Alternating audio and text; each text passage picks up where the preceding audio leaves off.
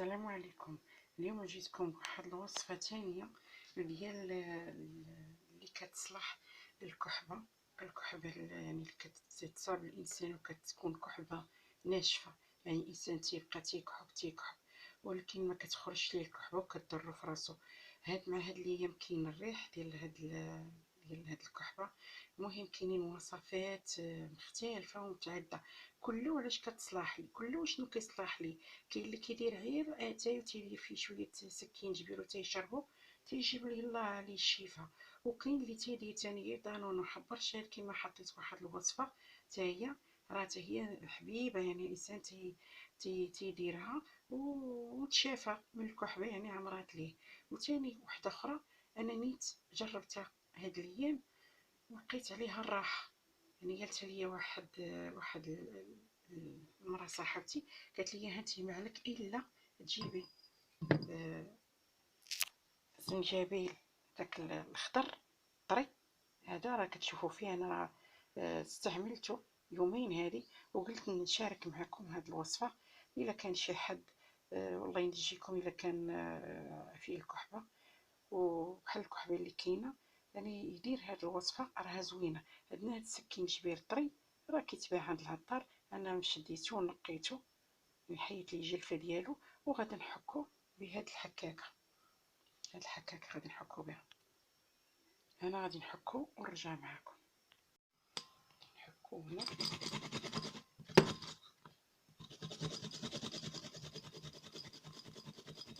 نحكوها شويه المقدار اللي غادي نشربو، ما غاديش نديروها كامله، غنديرو منها غير شويه.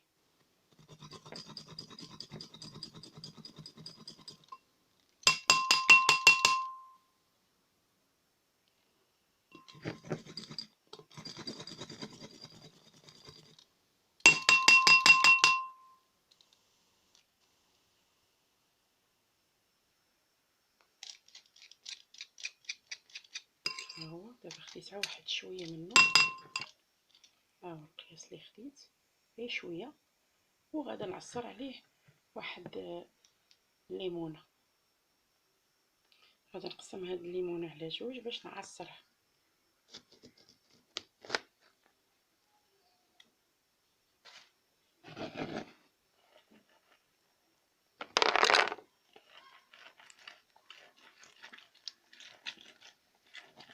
صافي بقيت نعصرها وناخذ الماء ديالها.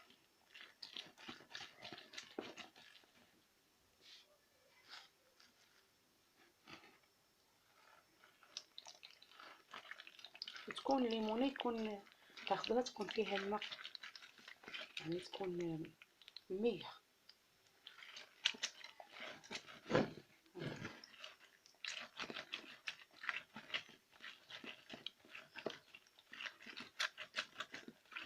انا ملي درتها الحمد لله لقيت عليها الراحه، لان الكحله مع هاد الايام ما كتمشي وكتجي، ولا حتى شدات في الواحد ما كتبغيش تحيد. انا دابا غادي نصفيها ونرجع معكم.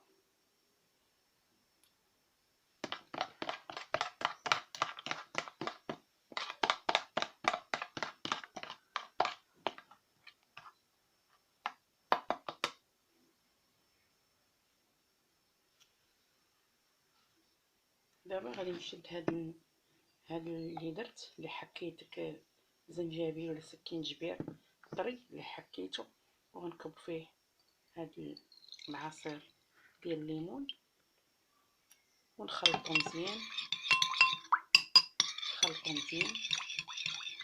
وغادي نديرو في واحد الكاسرونه ونديرو فوق العافيه اولا فوق البوطه يسخن، غير يدفى شويه المهم تخلط داكشي مزيان. هانتوما ما غتبانش لكم دابا، ها هو هنا مخلط معاه. وغادا نديرو دابا فوق البوطه، نديرو في الكاسرونه ونديرو فوق البوطه باش يدفى ليا شويه. غنكبو هنايا كما قلت لكم الكاسرونه ونديه البوطه. دابا ملي يدفى ليا فوق البوطه انا غنخوي في كاس.